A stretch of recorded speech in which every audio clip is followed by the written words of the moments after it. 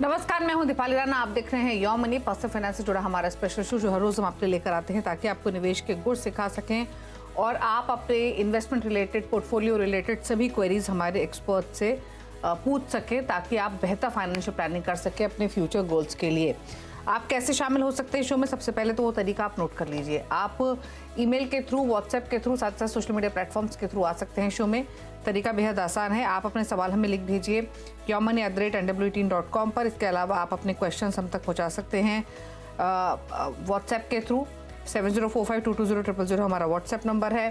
Facebook, Twitter पर ये show live जा रहा है। आप अपने क्वेश्चंस भी पूछ सकते हैं और साथ ही अपने सवाल भी पूछने के साथ साथ इस शो को लाइव भी देख सकते हैं इस शो के जरिए। तो यह है तरीका शो में पार्टिसिपेट करने का। सोशल मीडिया प्लेटफॉर्म्स के थ्रू भी आप कनेक्ट कर सकते हैं। हमारे साथ है रुपी विद ऋषभ इन्वेस्टमेंट सर्विसेज के फाउंडर ऋषभ देसाई। ऋषभ से बातचीत करेंगे, लेकिन आज एक इंपॉर्टेंट खबर mid cap small cap sector से जुड़ी हुई है। दरअसल मार्केट रेगुलेटर सेबी ने मिड कैप्स और स्मॉल कैप्स में रिस्क बढ़ने का खतरा देखते हुए सेबी ने म्यूचुअल फंड इंडस्ट्री से और डिस्क्लोजर मांगे हैं। क्या मायने हैं इसके? ये इंपॉर्टेंट है, ये समझेंगे कि सेबी के इस कदम से कंज्यूमर्स या फिर इन्वेस्टर्स को क्या फायदा होगा, और साथ ही साथ ये जो घबराहट mid cap small cap stocks को लेकर जो इमर्ज हुई है इस साल के लिए, वो कितनी वाजिब है और आपको कैसे रीलुक करने की जरूरत है अपनी स्ट्रैटेजीज। अगर हम पिछले एक साल की बात करें तो म्यूचुअल फंड इंडस्ट्री में हमने काफ़ी पैसा बनता हुआ देखा है mid cap small cap segments में। और अगर हम इक्विटी की बात करें तो इन सेक्टर्स में भी, स्टॉक्स में भी ज़ोरदार तेज़ी रही है। मिड कैप स्मॉल कैप में हज़ारों करोड़ों का निवेश आता हुआ दिखाई दिया है और मिड कैप स्मॉल कैप्स की जो वैल्यूएशन अब थोड़ी सी महंगी होती हुई दिखाई दे रही है, इसीलिए सेबी ने ये कदम उठाया है। ऋषभ से तो समझेंगे ही, लेकिन आज एक खास बातचीत हमारी नीलेश शाह से भी हुई, कोटक एएमसी से। उनका क्या कहना है mid cap small cap sectors को लेकर, इन स्टॉक्स को लेकर, क्या स्ट्रैटेजी यहां पर होनी चाहिए इन्वेस्टर्स की? क्विकली उनको सुनते हैं और उसके बाद ऋषभ की राय भी लेंगे। नॉर्मली लार्ज कैप बिजनेसेस में वैल्यूएशन ज्यादा रहता है बिकॉज वहां पे प्रिडिक्टेबिलिटी है। हम लंबी अवधि के लिए जब निवेश करते हैं तो net present value of future cash flow देखते हैं। बड़ा बिजनेस हो, लार्ज कैप कंपनी हो, तो आपकी एक्सपेक्टेशंस, आपकी अनुमान थोड़ा लंबे समय के लिए कर सकते हैं। जैसे जैसे नीचे जाते हैं वैसे वैसे कितनी कंपनीज रहेगी, कितनी नहीं रहेगी, उसका अनुमान लगाना मुश्किल होता जाता है। एंड इसीलिए लार्ज कैप के valuation small and mid cap से ऊपर रहते हैं, माइक्रो कैप, मिनी कैप से ऊपर रहते हैं। जनरली जो कर्व होता है वो ऐसे होता है, लार्ज कैप ऊपर valuation, micro cap, mini cap lower valuation. आज का ऐसा हो गया है, लार्ज कैप का वैल्यूएशन नीचे है, उसके ऊपर मिड कैप है, उसके ऊपर स्मॉल कैप है, उसके ऊपर माइक्रो कैप है, उसके ऊपर मिनी कैप है, और उसके आगे फ्रेम के बाहर एसएमई एक्सचेंज है। जब इस प्रकार का वैल्यूएशन हो तो डेफिनेटली निवेशकों को थोड़ी सावधानी बरतनी जरूरी है, थोड़ा प्रॉफिट बुक करना जरूरी है स्मॉल कैप में, माइक्रो कैप में, मिनी कैप में और एसएमई एक्सचेंज में। तो ये आपने सुना नीलेश शाह को, जहाँ पे उन्होंने समझाया कि क्या हालात इस समय वैल्यूएशन के हिसाब से मार्केट्स में देखने को मिल रहे हैं। लेकिन ऋषभ, दो चीज़ें आपसे समझना चाहेंगे। पहला तो ये कि सेबी ने जो डिस्क्लोजर जारी करने की बात कही है म्यूचुअल फंड हाउसेस को, कितना हेल्प करेगी ये एक इन्वेस्टर को अपनी स्ट्रैटेजी को रीलुक करने में? एग्जैक्टली क्या डिस्क्लोजर्स म्यूचुअल फंड हाउसेस को देने होंगे? और दूसरा सवाल ये कि mid cap small cap mutual funds में भी अच्छा पैसा बना है, क्या ये समय है लॉन्ग टर्म इन्वेस्टर्स को अपनी स्ट्रैटेजी रीलुक करने का, या फिर लॉन्ग टर्म विजन है तो घबराए ना, कंटिन्यू करें इन पॉकेट्स में जो भी इन्वेस्ट कर रहे हैं? दीपाली जी, पहले तो नमस्कार और आपका बहुत धन्यवाद मुझे शो पर बुलाने के लिए। नीलेश जी ने बहुत ही अच्छी तरह से एक्सप्लेन किया है कि करंटली मिड और स्मॉल कैप्स के वैल्यूएशंस बहुत ही एक्सपेंसिव है, प्राइस पॉइंट्स भी एक्सपेंसिव है। काफी एक साल में बहुत ही बढ़िया रैली किया है मिड एंड स्मॉल कैप्स में। सो ऑफ कोर्स ये थोड़ा भी नहीं, थोड़ा ज्यादा चिंता का विषय है। थोड़ा इन्वेस्टर्स को कॉशियस रहना चाहिए eight this point of time, specially in mid and small caps. ये जो सेबी और जो एम्फी ने जो गाइडलाइंस और ये जो कहा है अभी एएमसीज को, ये 4 पैरामीटर्स पे एएमसीज को डिस्क्लोज करना पड़ेगा। ये एक बेसिकली एक स्ट्रेस टेस्ट है मिड और स्मॉल कैप के लिए, कि मान लीजिए कि कुछ हैवी रिडेम्पशंस आते हैं मार्केट में, राइट? तो ये म्यूचुअल फंड्स किस तरीके से इन्वेस्टर्स को का जो वेल्थ है वो किस तरीके से प्रोटेक्ट रखेंगे और ज्यादा इम्पैक्ट जो हम बोलते हैं वो इन्वेस्टर्स के वेल्थ पे ना पड़े। तो 4 पैरामीटर्स है। एक तो है लिक्विडिटी का पैरामीटर, कि मान लीजिए कि हेवी रिडेम्पशन आता है, कि मार्केट में 25% 50% रिडेम्पशन होता है एक पर्टिकुलर फंड में, कि मिड और स्मॉल कैप फंड्स में, तो किस तरीके से वो मैनेज कर सकें, किस तरीके से वो इन्वेस्टर्स के पैसे वापस करेंगे, कब वापस करेंगे, ये पैरामीटर है। दूसरा एक पैरामीटर है कि वॉलेटिलिटी, जिसे हम नॉर्मल भाषा में हम स्टैंडर्ड डिविएशन बोलते हैं, कि कितनी वॉलेटिलिटी करंटली है मार्केट में मिड और स्मॉल कैप के सेगमेंट में। तीसरा जो एक पैरामीटर है वैल्यूएशन, जो मैंने पहले भी कहा कि एक्सपेंसिव है, रीजनेबल है, चीप है वैल्यूएशन। और चौथा पैरामीटर है पोर्टफोलियो टर्नओवर, मतलब साल भर में फंड मैनेजर ने कितना पोर्टफोलियो चर्न किया है, 50% चर्न हुआ है, 100% चर्न हुआ है, 200% चर्न हुआ है। ये 4 पैरामीटर्स अभी सेबी और एंफी ने बोला है एएमसीज को कि उनके वेबसाइट्स पे डिस्क्लोज करना चाहिए। ये बेसिकली इन्वेस्टर को प्रोटेक्ट करता है, इन्वेस्टर को बेटर अवेयरनेस देता है कि कब मिड और स्मॉल कैप में खरीदना चाहिए, कब बेचना चाहिए। ये एक पैरामीटर बहुत ही अच्छा मेरे हिसाब से to protect investors wealth and to कि एक इन्वेस्टर को एक अवेयरनेस रखे। अभी करंटली मेरे हिसाब से इन्वेस्टर्स पैनिक ना करे तो बेटर रहेगा, क्योंकि हम ऑलवेज एज एडवाइजर्स बोलते हैं कि आप अपना एसेट एलोकेशन फॉलो करिए। तो आप जब एसेट एलोकेशन फॉलो करते हैं, मतलब आपका जो गोल जो है उस हिसाब से आपका जो रिस्क एपेटाइट है और आपका जो टाइम होराइजन है, ये तीनों को ध्यान में रखते हुए आपका जो एसेट एलोकेशन बनता है वो पकड़ के रखे, तो मेरे हिसाब से अभी कोई पैनिक करने की जरूरत नहीं है। अगर कोई इन्वेस्टर फ्रेश एलोकेशन देख रहा है मिड और स्मॉल कैप, तो मेरे हिसाब से मैं मना करूंगा। मैं चाहूंगा कि वैल्यूएशन थोड़े रीजनेबल हो मिड एंड स्मॉल कैप में, तो ही उसके बाद ही लमसम इन्वेस्टमेंट करे। अभी फिलहाल क्योंकि मुझे ऐसा नहीं लग रहा है कि इतना अपसाइड अपॉर्चुनिटी मुझे लग नहीं रहा है। I may be wrong also, but at this point of time क्योंकि इतने रैली हो चुके प्राइस और वैल्यूएशन, तो अभी कॉशियस रहना इज मोर इंपॉर्टेंट। जो हम बोलते हैं ना कि prevention is better than cure, तो मेरे हिसाब से वो स्ट्रैटेजी फॉलो करे। कोई मिड और स्मॉल कैप में लमसम कोई मिड और स्मॉल कैप में इन्वेस्टमेंट करना चाह रहा है तो एसआईपी मेथोडोलॉजी फॉलो करे, ना कि lump sum. At this point of time अगर कोई लमसम इन्वेस्टमेंट करना चाह रहा है तो लार्ज कैप में इन्वेस्टमेंट करे, फ्लेक्सी कैप फंड्स में इन्वेस्टमेंट करे which are little bit more tilted towards large cap, क्योंकि लार्ज कैप के वैल्यूएशंस जो है mid and small comparatively mid and small cap के कंपैरिजन में काफी रीजनेबल है। ओके, तो लमसम इन्वेस्टमेंट नहीं करनी है इस समय mid cap small cap funds में। लमसम करें तो लार्ज कैप या फ्लेक्सी कैप कैटेगरी को ऑप्ट करें, और अगर एसआईपी कर रहे हैं तो मिड कैप्स हो या स्मॉल कैप्स हो या लार्ज कैप्स हो कंटिन्यू करें, क्योंकि मिड कैप से आपको एवरेजिंग का बेनिफिट भी मिलता है लॉन्ग टर्म में। चलिए अब आगे बढ़ते सवाल जवाब के सिलसिले को शुरू करते हैं। शशि हैं हमारे साथ पहली कॉलर रांची से। शशि नमस्कार, बताइए क्या सवाल है आपका? जी नमस्कार, मेरा पोर्टफोलियो आपको मिल गया होगा मैडम, एक बार मेरा काइंडली आप रिव्यू कर लीजिए। मेरा पोर्टफोलियो में यूटीआई निफ्टी 50 है, इसके अलावा एचडीएफसी मिड कैप फंड है, क्वांट स्मॉल कैप फंड है and Parag Parikh flexi cap fund है। इक्वली 2500 इन्वेस्टेड है पर मंथ। मैंने इसी मंथ से स्टार्ट किया है, फरवरी से, तो काइंडली एक बार रिव्यू कर लीजिए। ओके, तो 34 साल इनकी उम्र है, 10,000 की एसआईपी चल रही है। 15 इयर्स के पर्सपेक्टिव से इन्होंने ये पोर्टफोलियो क्रिएट किया है, जिसमें UTI Nifty 50 index fund, quant small cap, Parag Parikh flexi cap और एचडीएफसी मिड कैप अपॉर्चुनिटीज है। 2500 ईच डाल रहे हैं। बताइए क्या सजेशन के लिए?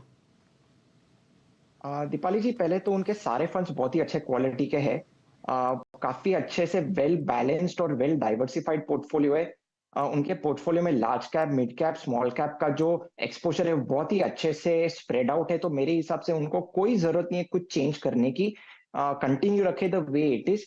मैं एक ही रिकमेंडेशन करता हूं मैं कि जैसे उनकी आमदनी बढ़े तो वो 5 to 10% का जो एनुअल एसआईपी टॉपअप है वो करे to maximise on his wealth.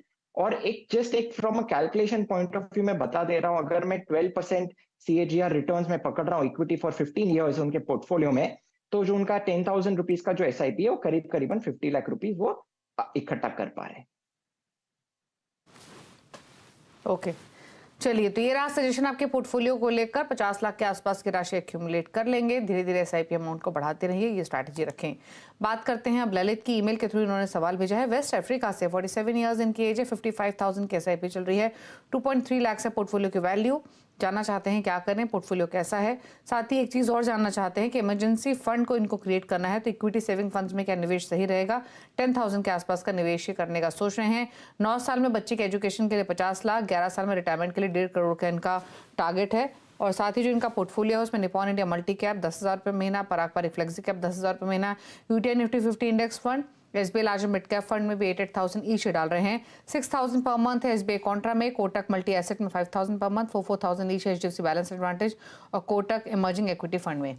क्या सजेशन इनके पोर्टफोलियो पे, फंड चॉइसेस पर और साथ ही इनके गोल पर? दीपाली जी, पहले तो मैं उनके गोल पे आ जाता हूं। मैं उनके 2 गोल्स बहुत ही क्लियरली मेंशन्ड है। तो मैं पहला गोल जो 9वें साल में जो आता है, अगर मैं अज्यूम कर रहा हूं 11% CAGR रिटर्न्स इक्विटी में फॉर 9 इयर्स, तो जो वो 50 लाख वो इकट्ठा करने चाह रहे, उसके लिए उनको 28,000 की एसआईपी करनी पड़ेगी। और जो दूसरा गोल है जो 11 साल में जो आ रहा है, मैं उसमें 12% CAGR रिटर्न्स अज्यूम कर रहा हूं मैं, और वो 1 करोड़ 50 लाख इकट्ठा करने जा रहे, तो उनके लिए उन्हें 55,000 रुपीज की एसआईपी करनी पड़ेगी। तो ओवरऑल 55,000 बहुत ही कम पड़ेगा, उन्हें एसआईपी डेफिनेटली बढ़ानी पड़ेगी टू अचीव ये जो 2 गोल है वो अचीव करने के लिए एसआईपी बढ़ानी पड़ेगी। उनका जो एडिशनल क्वेश्चन है कि इमरजेंसी कॉर्पस के लिए वो इक्विटी सेविंग्स फंड में करें, मेरे हिसाब से ना करें, क्योंकि वो हाइब्रिड फंड है। इक्विटी सेविंग्स कैटेगरी में इक्विटी भी, pure equity and equity related instruments भी आ जाते हैं। अगर इमरजेंसी कॉर्पस क्रिएट करना है तो प्योर डेट जो फिक्स्ड इनकम कैटेगरी है उसमें निवेश करें। डेट म्यूचुअल फंड्स के कैटेगरी में लिक्विड और अल्ट्रा शॉर्ट ड्यूरेशन फंड्स वो देख सकते हैं, क्योंकि इमरजेंसी फंड एब्सोल्युटली लिक्विड होना चाहिए, क्योंकि कल भी आपको 1-2 दिन में पैसे की तुरंत जरूरत पड़े तो आप ये लिक्विड और अल्ट्रा शॉर्ट ड्यूरेशन फंड्स में से पैसा तुरंत निकाल सके। उनका जो पोर्टफोलियो में जो देख रहा हूं मैं, इट इज इंपॉर्टेंट कि मेरे हिसाब से वो थोड़ा डाइवर्सिफाई करे डिफरेंट एएमसीज में। काफी सेम एएमसीज में उन्होंने फंड रखे, तो जो ओवरलैप और जो कॉन्सेंट्रेशन रिस्क है वो मिनिमाइज करने के लिए अलग अलग एएमसीज में डाइवर्सिफिकेशन रखे। मेरा जो रिकमेंडेशन पोर्टफोलियो है उनके लिए 20% एलोकेशन रखे, इक्वल एलोकेशन रखे ये फंड्स में। Parag Parikh flexi cap fund, Motilal Oswal Nifty 500 index fund, SBI contra fund, Kotak emerging equity fund और ईडलवाइज बैलेंस एडवांटेज फंड। ये फंड्स में 20% एलोकेशन, इक्वल एलोकेशन रखे, मेरे हिसाब से वेल डाइवर्सिफाइड पोर्टफोलियो उनका बनेगा। ओके, चलिए, तो ये रह रही है आपके पोर्टफोलियो को लेकर। बात करते हैं संजय से, मैंगलोर से हमारे साथ कनेक्टेड है। संजय नमस्कार, बताइए क्या सवाल है आपका? जी, तो मेरा एक्चुअली गोल है 5 करोड़ 10 साल में, और मैंने फरवरी में ही लमसम इन्वेस्ट किया 6 फंड में। पहला फंड है Motilal Oswal large and mid cap fund, दूसरा फंड है HDFC large and mid cap fund, तीसरा फंड है एसबीआई कॉन्ट्रा फंड, चौथा फंड है कॉन्ट स्मॉल कैप फंड, पांचवा फंड है कोटक मल्टी कैप फंड, और छठा फंड है ICICI Prudential Bharat 22 fund of funds. इन सब में मैंने 1-1 लाख लमसम इन्वेस्ट किया है। और मैं यही जानना चाहता हूँ कि मुझे अगर 5 करोड़ 10 साल में अचीव करना है तो मुझे किस तरह चलना है। मुझे एसआईपी एक्स्ट्रा में कर सकता हूँ, तो मुझे एसआईपी किन और फंड्स में करना है, या तो इसी में करना है, कि कैसे मूव करना है। और मेरी मंथली आय 3,40,000 है, तो मैं इन्वेस्ट भी कर सकता हूँ 1 लाख या 1 लाख से ज्यादा महीना इन्वेस्ट कर सकता हूँ अगर एसआईपी भी करनी हो तो। ठीक है, तो बेसिकली आपने सुना इनका पूरा सवाल। 6 फंड्स में 1-1 लाख लमसम डाला हुआ है, प्लस 1 लाख की एसआईपी भी करनी है। 10 इयर्स में 5 करोड़ का टारगेट है। क्या सजेशन? दीपाली जी, मैं 10 इयर्स में मैं 12% CAGR रिटर्न्स में अज्यूम कर रहा हूँ इक्विटी में। तो जो 1 लाख रुपीज जो एसआईपी ऑलरेडी कर रहे, प्लस उनका जो पोर्टफोलियो वैल्यू 6 लाख का है, तो at the end of the 10th year वो करीबन 2 करोड़ 50 लाख अचीव कर पा रहे। वो 5 करोड़ अनफॉर्चुनेटली अचीव नहीं कर पा रहे। अगर उन्हें 5 करोड़ गोल अचीव करना है 10 साल के अंत में, तो एसआईपी बढ़ानी पड़ेगी from 1 lakh to 2,20,000 rupees per month. This is number 1।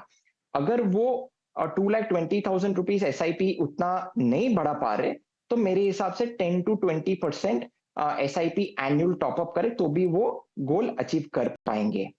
अभी जो उनका जो पोर्टफोलियो है, मैं चाहूंगा कि लार्ज एंड मिड कैप और जो मल्टी कैप और जो भारत 22 फंड है उसमें से वो निकले, क्वांट स्मॉल कैप फंड में से भी निकले, वो एसबीआई कॉन्ट्रा फंड रख सकते हैं।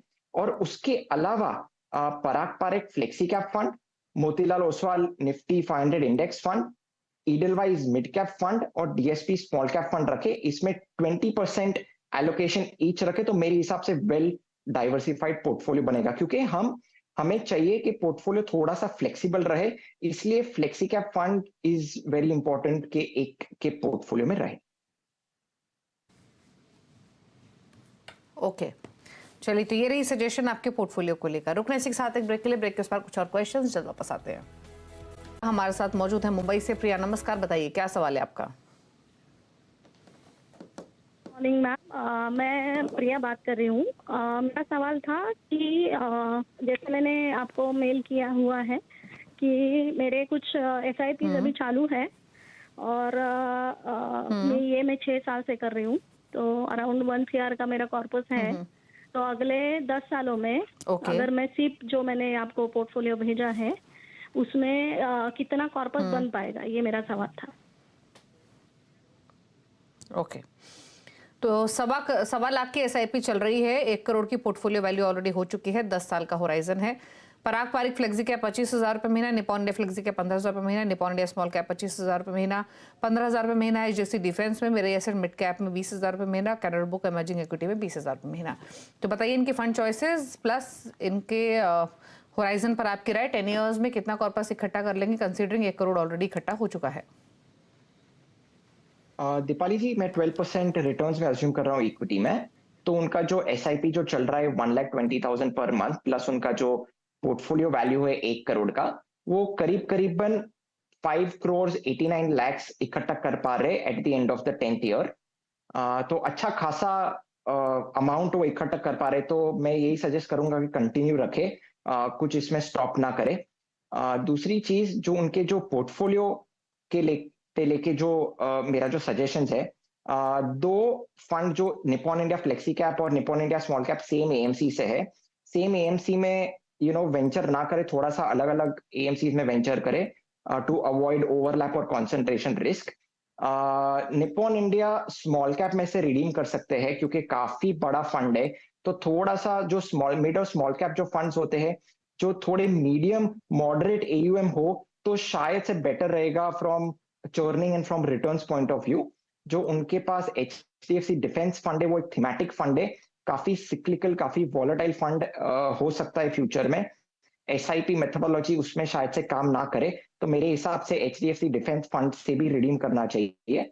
तो मेरा फॉलोइंग रिकमेंडेशन है प्रिया जी के लिए, Parag Parekh flexi cap fund में निवेश करें, Motilal Oswal Nifty 500 index fund में निवेश करें, HSBC वैल्यू फंड में करें, Mirae asset mid cap fund और DSP स्मॉल कैप फंड में निवेश कर सकते हैं विथ 20% एलोकेशन, इक्वल एलोकेशन रखे ये सब फंड्स में। तो मेरे हिसाब से वेल बैलेंस और वेल डाइवर्सिफाइड पोर्टफोलियो उनका बनेगा। ओके, चलिए, तो ये रहा सजेशन आपके पोर्टफोलियो को लेकर, जहां पर आपको काफ़ी सारे सजेशंस दिए गए हैं, प्लस आपके गोल पर भी राय दी गई है। बात करेंगे एक और कॉलर से, और हमारे साथ हैं अब कुणाल भुवनेश्वर से। कुणाल नमस्कार, बताइए क्या सवाल है आपका? नमस्कार मैम। मैम, ये मैं जो पोर्टफोलियो बनाया हूँ, मेरा क्वेश्चन ये है कि मैं क्वांट फ्लेक्सी कैप और Mahindra Manulife multi cap, Motilal Oswal mid cap, HSBC value fund, ICICI Prudential US blue chip equity fund और Nippon small cap, Tata small cap. Total portfolio में मैम 6 पोर्टफोलियो होना चाहिए, लेकिन मेरा ये 7 पोर्टफोलियो, 7 स्कीम है, ठीक है। जो कि मुझे ये डाउट है कि महिंद्रा मैन्युलाइफ जो मल्टी कैप है, सारा अलग अलग सेक्टर का मैं लिया हूँ, लेकिन महिंद्रा मैन्युलाइफ का मल्टी कैप का जो मेरा 2000 का SIP है, उसमें मैक्सिमम 1 लाख से ऊपर हो गया है, 2 साल कंप्लीट हो चुका है सारा SIP को। उसको मैं एग्जिस्ट करूं कि उसको कंटिन्यू करूं, अच्छा रिटर्न भी दे रहा है, लेकिन मुझे ये डाउट है कि महिंद्रा मैन्युलाइफ मल्टी कैप का क्या करूं। मेरा जो पोर्टफोलियो है उसको अगर मैं एग्जिस्ट कर लेता हूं, टोटल पोर्टफोलियो वैल्यू कितनी हो चुकी है अब तक? अभी तक 5 लाख SIP हुई थी लमसम 5 लाख, और मुझे अभी और 4 लाख भी करना है सेम स्कीम में, लेकिन मुझे ये कंफ्यूजन है कि महिंद्रा मैन्युलाइफ मल्टी कैप का मैं क्या करूं? इसको मिला के सात स्कीम हो रहा है टोटल, तो वो डाउट था। ठीक है, आपका सवाल समझ में आ चुका है कुणाल। बताइए ऋषभ, क्या सलाह रहेगी? 14,500 की SIP चल रही है, 20 साल का होराइजन है, 5 लाख लमसम और डालना चाहते हैं, लेकिन सवाल इनका क्लियरली जैसे आपने सुना कि किस फंड में ये लमसम पैसा डाले। महिंद्रा मैन्युलाइफ मल्टी एसेट में 1 लाख की वैल्यू हो चुकी है, उसी में कंटिन्यू करें, इन फंड्स को कम करना है क्या? बताइए। पहले तो मैं जो उनका जो 20 इयर्स का टाइम होराइजन है, तो शॉर्ट टर्म जो भी स्पाइक होता है आइदर ऑन दी अपसाइड और डाउनसाइड, उसमें वो चिंता ना करे। प्रॉफिट बुकिंग की जरूरत नहीं है क्योंकि बहुत ही लंबा समय है, वो कंटिन्यू करे होल्ड रखने के लिए। अगर आप रेगुलर इंटरवल्स पे प्रॉफिट बुक करते जाएंगे तो जो कंपाउंडिंग प्रोसेस है वो ब्रेक हो जाएगा, आपको एडिशनल टैक्स लगेगा वो अलग। तो मेरे हिसाब से बीच बीच में जो प्रॉफिट आता है, अगर अच्छा खासा प्रॉफिट आता है तो उसको देख के रिडीम ना करें। अगर आपका समय लंबा है, 20 साल का समय है, तो आप 20 साल तक पकड़ के रखें। आप जब 18 साल या 19 साल पे आए तभी आप पोर्टफोलियो देखें। But of course at the same time थोड़ा थोड़ा पोर्टफोलियो को रिव्यू करना भी जरूरत है। आप 2 या 3 साल आप रिव्यू भी कर सकते हैं, या फिर आप 1-1 साल भी रिव्यू कर सकते हैं, मगर आप रिडेम्पशन 1-1, 2-2 साल, 3-3 साल ना करे। That is my suggestion. उनका जो पर्टिकुलर जो क्वेश्चन है महिंद्रा मल्टी कैप के लिए, मैं रेकमेंड करूंगा कि वो मल्टी कैप से हटके वो फ्लेक्सी कैप में जाए, क्योंकि फ्लेक्सी कैप फंड्स थोड़े बहुत फ्लेक्सिबल भी होते हैं। मल्टी कैप में at all given point of time 50% mid और स्मॉल कैप में एक्सपोजर रहता है, तो काफी हाई रिस्क प्रोडक्ट हो जाता है। तो मेरे हिसाब से फ्लेक्सी कैप स्ट्रैटेजी में रखे इंस्टेड ऑफ मल्टी कैप, ये मेरा सुझाव रहेगा।